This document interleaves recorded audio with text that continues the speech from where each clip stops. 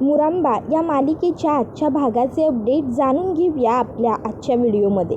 अक्षय आणि रमा हे दोघंजण आता एकत्र बसलेले असतात. अक्षय रमाला म्हणत असतो, रमा सॉरी, नाही म्हणजे मघाशी मी तुझ्यावरती ज्या पद्धतीने रागवलो त्या पद्धतीने रागवायला नको होतं, माझं चुकलं.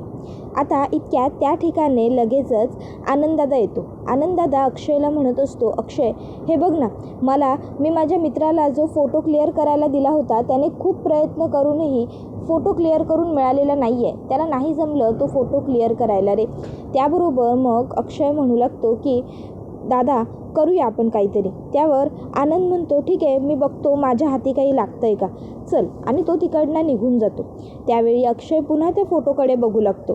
तर रमा आता म्हणत असते, काय मग तुम्हाला काय सगळं एकट्यानेच करायचं आहे का, एकटेच गुंडांना पकडणार आहात आणि मी काय करू, मी फक्त लांब उभी राहून काय फक्त टाळ्या वाजू. त्याबरोबर अक्षय म्हणतो, नाही अजिबातच नाही, आपण दोघांनी मिळून करायचं आहे जे काही करायचं आहे ते. त्याबरोबर मग पुढे तो रमाला म्हणतो, तू तर माझी विवेकबुद्धी आहेस. त्यावर रमा म्हणते, हो का, मग जर मी नसेन तर तुम्ही वेडे व्हाल. त्याबरोबर अक्षय हा लगेचच म्हणतो, रमा तू गप्प बस, तू उगाचच्या उगाच आता मला हे काहीतरी असं बोलून वेड लागायला भाग पाडू नकोस हा. त्यावर मग रमा म्हणते, ठीक आहे, मग एक अट आहे माझी. अक्षय म्हणतो, कोणती. रमा सांगते की आपण जेही काही करायचं ते यापुढे मिळून करायचं, तुम्ही एकट्याने काही नाही करायचं. अक्षय म्हणतो, ठीक आहे, प्रॉमिस. त्यानंतर आता सगळेजण इकडे जेवायला बसलेले असतात. आता अभ्या पुन्हा एकदा टेन्शनमध्येच बसलेला असतो. रमा आणि मयुरी दोघीजणी जेवण घेऊन येत असतात. रमा आता म्हणत असते, बाकीच्या सगळ्यांना येऊ द्या, सगळेजण आले की मग जेवणाला सुरुवात करूया. त्याबरोबर आता प्लेट देत असते रमा सगळ्यांना. पण अभ्याचं काही लक्ष नसतं जेवणाकडे. अभ्याच्या मनात मात्र काहीतरी वेगळंच सुरू आहे. ही गोष्ट आता मयुरी, आनंद आणि अक्षय तिघांच्याही लक्षात येत असते.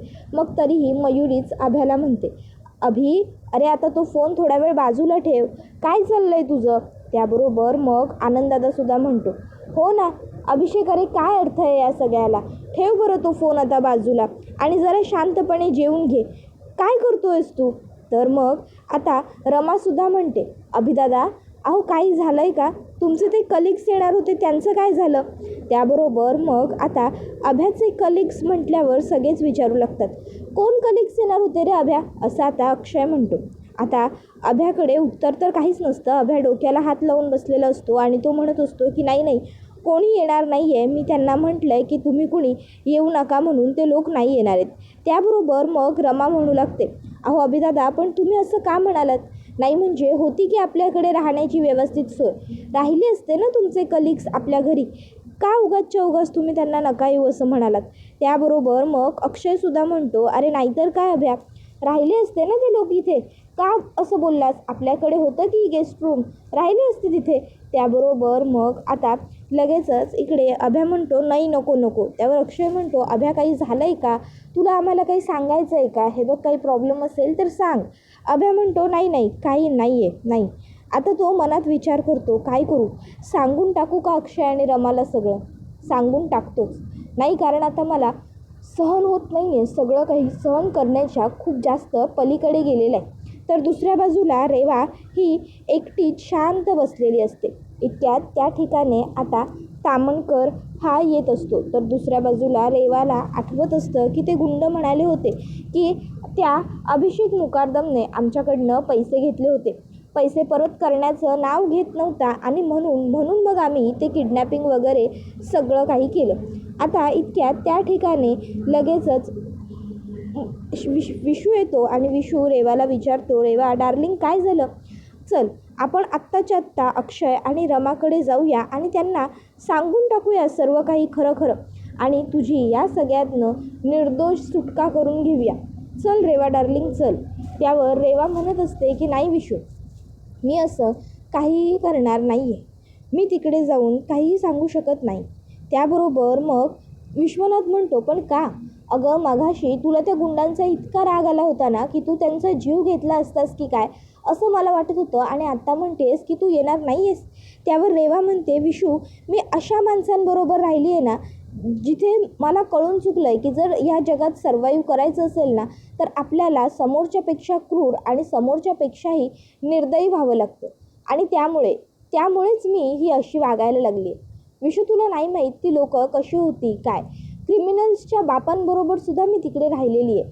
मग एवढ्या विचित्र लोकांबरोबर राहिल्यानंतर मी अशी झाली आहे. मला पश्चाताप झाला विशू आता सर्व गोष्टींचा. त्याबरोबर विश्वनाथ म्हणतो की देवा डार्लिंग, सगळं बरोबर आहे, पण आता तू एक गोष्ट लक्षात ठेव. आता तू तुरुंगात नाही आहेस, त्यामुळे आता तुला हे असं वागण्याची गरज नाही आहे. आता आपण नवरा बायको आहोत. आता आपला दोघांचा राजा राणीचा संसार आहे, हे तू लक्षात घे. त्यावर रेवा होकारार्थी मान डोलावते.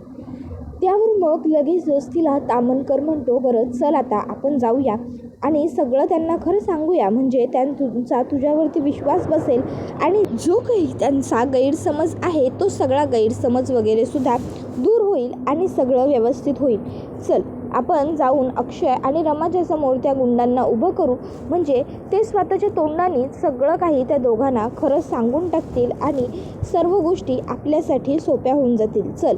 आणि मग लगेचच आता तो असं म्हटल्यावर मग रेवा म्हणते, नाही विशू, मला असं नाही करायचं, मी असं नाही करू शकत.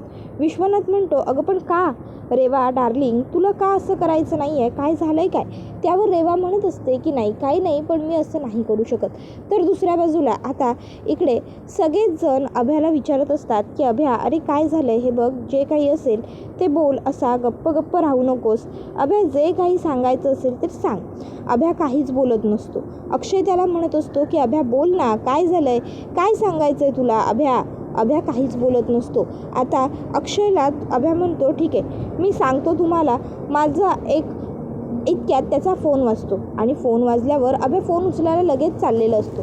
त्यावेळी अक्षय आणि आनंददादा दोघंही अभ्यावर ओरडतात आणि म्हणत असतात, अरे थांब, अजिबात कुठेही जायचं नाही आहेस, गुपचूप तू इथेच बसून राहायचं आहेस, कुठेच जायचं नाही आहेस.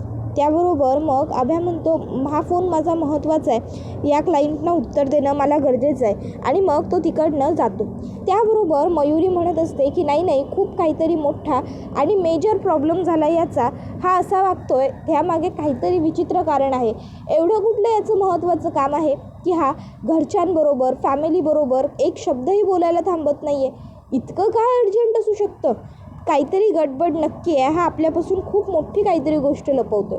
त्याबरोबर मग आता आनंददादासुद्धा म्हणतो की हो, मला पटतंय मयुरीचं, नक्की काहीतरी अशी गोष्ट आहे ना की जो हा आपल्याला सांगत नाही आहे आणि काहीतरी सिरियस मेजर घडलं आहे एवढंसुद्धा कन्फर्म आहे, कारण त्याच्याशिवाय हा एवढी लपवाछपवी करणार नाही याची मला खात्री आहे. नक्की काय झालं आहे हे बघितलं पाहिजे. त्याबरोबर मग अक्षय म्हणत असतो की हो, तेच मलासुद्धा वाटतं आहे, आपल्याला जोवर कळणार नाही ना याचं नेमकं काय चाललं आहे तोवर आपण काहीही करू शकत नाही आहे. काय घडतं याच्या डोक्यात, काय शिस्त आहे ते बघितलंच पाहिजे आपण सगळ्यांनी. त्याबरोबर मग रमा म्हणत असते की काळजी करू नका, येत आहेत ना ते आता फोनवर बोलून. मग फोनवर बोलून आले की जे काही असेल ते तुम्ही बोलून घ्या त्यांच्याबरोबर. त्यावर अक्षय म्हणत असतो की अरे याचं नेहमीच आहे, असं आधी प्रॉब्लेम सांगत नाही आणि नंतर मग तो कॉम्प्लिकेटेड होत जातो. आता मला तर असं वाटतं आहे की ह्या प्रॉब्लेमचे पायमोडणं आपल्या घरापर्यंत आलेली आहेत आणि आता म्हणून अभ्याला एवढं टेन्शन आलेलं आहे. हल्ली तो स्वतःच्या सावलीलासुद्धा घाबरायला लागलेला आहे, एवढं काहीतरी टेन्शन झालं आहे, असं आता अक्षय विचार करू लागतो आणि म्हणू लागतो. तर दुसऱ्या बाजूला अभिषेकला फोन करणारी व्यक्ती ही दुसरी तिसरी कोणीही नसून रेवाच असते. रेवा अभिषेकला म्हणत असते, अभिषेक. त्याबरोबर अभिषेक लगेचच रेवाचा आवाज ओळखतो आणि तो म्हणत असतो, रेवा तू काय काम आहे आता तुझं माझ्याकडे, कशाला कॉल केला आहेस. हे बघ रेवा, जर तुला मला ब्लॅकमेल करायचं असेल किंवा तुला माझ्याकडनं आणखीन पैसे हवे असतील ना, तर. त्याबरोबर रेवा म्हणते, अभिषेक माझं तसं काही काम नाही आहे, मला तुला भेटायचं आहे. अभिषेक म्हणतो, काय. त्यावर रेवा म्हणते, हो. हे बघ अभिषेक, प्रकरण खूप जास्त गंभीर झालं आहे, जे तुलाही माहिती आहे आणि मलाही. उगाचच्या उगाच मी हे सगळं पोलिसांकडे जाऊन पोलिसांना न सांगता किंवा रमा अक्षयकडे जाऊन त्यांनाही न सांगता तुला फोन केलेला आहे, कारण मला तुला ह्या सगळ्यामध्ये अडकवायचं नाही आहे. मला तुला ह्या सगळ्यात मदत करायची आहे. म्हणून म्हणते मी जिथे सांगते तिथे येऊन मला भेट. अभिषेक म्हणत असतो, हे बघ रेवा, उगाच जर तुझा प्लॅन असेल ना की गोड गोड बोलून मला पुन्हा कुठल्या तरी अडचणीत टाकायचा वगैरे असा काहीतरी, तर तुझा तो प्लॅन काही काम करणार नाही आहे, वर्क होणार नाही आहे, लक्षात ठेवा. कारण मुळात ना मी आता तुझ्या झाशात फसणारच नाही आहे. त्यावर ती म्हणत असते, प्लीज अभिषेक, अरे ऐक माझं, मी काय म्हणते ते समजून घेण्याचा प्रयत्न कर, असा नको वागूस वेड्यासारखा. मी समजवते ना तुला, तर येऊन भेट मला. हे बघ, खूप मोठा प्रॉब्लेम झाला आहे ऑलरेडी. आरोहीला त्या लोकांनी किडनॅप केलं होतं. आता आणखीन काही होऊ नये असं वाटत असेल तर ये आणि मला भेटून प्रॉब्लेम सॉल्व्ह होईल. जास्त कसलाही विचार करू नकोस, मी जे लोकेशन पाठवते तिथे लवकर पोहोच, असं म्हणत रेवा फोन कट करते. लगेचच आता अभिषेक विचार करू लागतो की मी आता काय करू. माझ्याकडे जाण्यावाचून तर काही पर्याय नाही आहे, नाहीतर काय होईल आणि काय नाही मला काहीच सांगता येत नाही. इतक्यात आता रेवा त्याला लोकेशन पाठवते. रेवाने लोकेशन दिल्याबरोबर मग अभिषेक हा तिकडनं निघून जातो. त्याबरोबर आता नंतर अक्षय हा शोधाशोध करत असतो, पण अभ्या काही कुठे दिसतच नसतो. रमा म्हणत असते, काय हो, दिसले का कुठे बाहेर? अक्षय म्हणतो, नाही ना. रमा म्हणते, मी केव्हापासून फोन करते, त्यांचा फोनही लागत नाही. अक्षय म्हणतो, बघितलंस असा वागतो हा. आत्ता काहीतरी महत्त्वाचं सांगत होता आणि असा न सांगता निघून गेलाय. काही अक्कल आहे का ह्या माणसाला? असा कसा निघून जातो हा? फोनवर बोलून परत येतो म्हणाला होता ना. त्यावर रमा म्हणते, अहो जाऊ देत ना, तुम्ही एवढे चिडताय कशाला? खरोखर त्यांचं काहीतरी महत्त्वाचं काम असेल म्हणून गेले असतील ना ते. उगाचच्या उगाच तुम्ही एवढे रागवू नका बरं. येतील ते परत, बोलतील तुमच्याशी. या इथे या, बसून घ्या आणि जेवा. त्यावर अक्षय म्हणतो, नाही ग, नको, आता मला जेवणसुद्धा जाणार नाही आहे, राहू दे. त्याबरोबर रमा म्हणत असते, अहो असं काय करताय तुम्ही आणि इतके का पॅनिक होताय? शांत व्हा ना जरा. त्याबरोबर अक्षय म्हणत असतो की कसा शांत होऊ? रमा, मी नाही होऊ शकत शांत. मला खात्री आहे नक्की काहीतरी मोठी गडबड झाली आहे. हा ना काहीतरी मोठ्या प्रॉब्लेममध्ये अडकला. ही अभ्याची लहानपणापासूनची सवय, प्रॉब्लेम क्रिएट करायचा, नंतर तो घरच्यांपासून लपवून ठेवायचा, मग तो कॉम्प्लिकेटेड होतो, मग त्याच्यावर सोल्युशन काढायला जायचं. समजलं का तुला?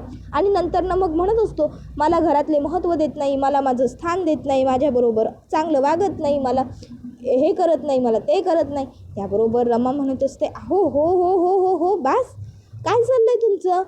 किती उगाच तुम्ही टेन्शन घेताय आणि किती ओव्हर पॉझिटिव्ह होत आहे. तुम्हाला योगायोग असेल असं वाटत का नाही आहे? असू शकतो ना योगायोग. मे बी खरोखर त्यांचं काहीतरी काम असेल, कळेल ना आपल्याला ते घरी आल्यावर. अक्षय म्हणत असतो, योगायोग ह्या शब्दावरती तर ना आता माझा विश्वासच उरलेला नाही आहे. कारण मला ना आता कळून चुकलं आहे की म्हणजे योगायोग काही होत नाही. माझ्या बाबतीत ना काही घडलं ना चुकून जरी, तरी मला असं वाटतं की याच्यामागे काहीतरी कट आहे, याच्यामागे काहीतरी कारस्थान आहे. त्यावर रमा म्हणत असते, बास झालं, तुम्ही आता ना खूप जास्त ओव्हर पॉझिटिव्ह होत आहे, तुम्ही जरा शांत राहा बरं. त्याबरोबर अक्षय म्हणतो, हो का, मी ओव्हर पॉझिटिव्ह होतो आणि तुझं काय, तू नाही होत जास्त इमोशनल? हां. त्यावर रमा म्हणते, हो, पण तुम्ही आता शांत व्हा बरं. मग अक्षय म्हणतो, बरं, आणि मग तो सुद्धा जरा रिलॅक्स होतो. त्यानंतर मग आता रमाला आठवतं. रमा म्हणते, हो ना, दुपारी त्यांच्या कलिग्सचा कुणाचा तरी फोनसुद्धा आला होता. तेव्हासुद्धा मी त्यांना विचारलं होतं, काही अडचण आहे का, काही प्रॉब्लेम आहे का, पण तेव्हा काही बोललेच नाही ते मला. त्यावर अक्षय म्हणतो, काय करत होता तो? त्यावर रमा म्हणते, अहो म्हणजे ते फोनवर बोलत होते आणि ते म्हणत होते की काय इथे कसं नको. मग मी त्यांना म्हटलं, काय झालं अभिदादा, काही प्रॉब्लेम आहे का? तर ते म्हणाले की काही कलिग्स येणार आहेत म्हणून. तर मग मी त्यांना म्हटलं की येऊ देत ना, मग राहू दे आपल्या गेस्ट हाऊसमध्ये, करा त्यांना फोन करा. तर मग माझ्यावरती रागवले, चिडले, मला म्हणाले, तू काही ऐकलंस का, ऐकलं असशील तर तसं स्पष्ट बोल, उगाचच्या उगाच हे असं बोलू नकोस वगैरे. आणि मग नंतर म्हणाले की मी गंमत करतोय, मला काही कळालंच नाही त्यांचं वागणं. त्यावर अक्षय म्हणतो, नाही रमा, तो गंमत करत नव्हता, तो सिरियसलीच बोलत होता, तो काहीतरी सांगत नाही आपल्याला, मगाशी तो पॅनिक झाला होता. रमा म्हणते, बरं तुम्ही आता शांत राहा, कळेल आपल्याला सगळं, येतच असतील ते घरी. त्यावर अक्षय म्हणत असतो, काय झालं आहे ते कळायला तर हवं, कारण काहीतरी खूप मोठा प्रॉब्लेम झाला आहे. तर इकडे दुसऱ्या बाजूला आता ह्या गुंडांची कुटाई करून चांगल्यांचं रक्त वगैरे आलेलं असतं रेवाच्या हातून. इतक्यात आता त्या ठिकाणी अभिषेक पोहोचलेला असतो. आता अभिषेक तिकडे आतमध्ये येतो आणि बघतो तर काय, तिकडे अभिषेक पोहोचल्यावर काही गुंड उभे असतात. त्या बाकीच्या गुंडांना बसवून बांधून ठेवलेलं असतं आणि इकडे आता विश्वनाथ आणि रेवा हे दोघंसुद्धा बसलेले असतात. त्या ठिकाणी येऊन अभिषेक म्हणत असतो, काय आहे हे सगळं इथे. त्याबरोबर मग आता रेवा ही अभिषेकच्या समोर जाऊन उभी राहते आणि म्हणत असते, रिअली अभिषेक, तू पैशांसाठी एवढ्या खालच्या थराला गेला होतास? तू हे सगळं केलं होतंस पैशांसाठी खरंच? त्याबरोबर अभिषेक म्हणत असतो, हे बघ रेवा, तुला काहीही माहीत नाही आहे, त्यामुळे तू काही बोलू नकोस. माझी सिच्युएशन खूप अवघड होती. त्यावर रेवा म्हणते, ओ शट अप अभिषेक, प्लीज. उगाचच्या उगाच बोलायचं म्हणून काहीही बोलू नकोस. अभिषेक, अरे सिच्युएशन कंडिशन क्रिटिकल होती म्हणून तू काहीही करशील का? त्यावर अभिषेक म्हणतो, हो, कारण माझ्याकडे दुसरा काहीही पर्याय नव्हता म्हणून मी हे सगळं केलं होतं. त्यावर पुढे तो म्हणत असतो की तुला काय करायचं आहे, तुला जे करायचं असेल ते तू कर. तुला सांगायचं असेल ना सगळ्यांना जाऊन सांग. तसंही मी आत्ता सगळ्यांना सांगणारच होतो खरं. जे काही व्हायचं आहे ते होऊ दे. मी आता आलो आहे ना इथे, मी काहीही फेस करायला तयार आहे. त्यावर रेवा म्हणते, नाही, मला कुणालाही सांगायचं नाही आहे या सगळ्याबद्दल. मला तुला प्रॉब्लेममध्ये अडकवायचं नाही आहे अभिषेक. त्यावर विश्वनाथ म्हणतो, रेवा डार्लिंग, अगं तू हे काय बोलतेस? त्यावर रेवा म्हणते, हो विशू, मला अभिषेकला प्रॉब्लेममध्ये टाकायचं नाही आहे. मला उगाचच्या उगाच त्याचं आयुष्य उद्ध्वस्त करायचं नाही आहे. त्यावर मग आता लगेच इकडे विशू म्हणत असतो, अगं पण रेवा डार्लिंग, जर तू खरं सांगितलंस तरच तू या सगळ्यातनं बाहेर पडू शकशील ना. त्याबरोबर रेवा म्हणते, विशू, अरे विश्वास असा मागून मिळत नाही, विश्वास कमवावा लागतो.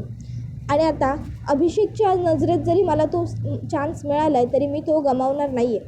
म्हणून अभिषेक, मी तुला मदत करेन. मी तुला मदत करण्यासाठीच इथे बोलावलं आहे.